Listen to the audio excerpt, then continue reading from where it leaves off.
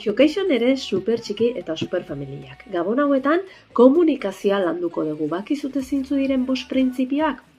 Begira. Bata, argitasuna, bai? Hizkuntza xinplea, zuzena eta egokia adinari begira, bai? Bigarrena, ze doinu erabiliko dugun, goxoa, bai? Horrek esan nahi du, zuzena gehala, ez du esan nahi zorrotza geanik, Hizkuntza positiboa, goazen arreta jartzea zer egin dezaken, zer egin ez dezakenaren aurrean. Koherentzia, hitzak ekintzekin bat egin behar dute.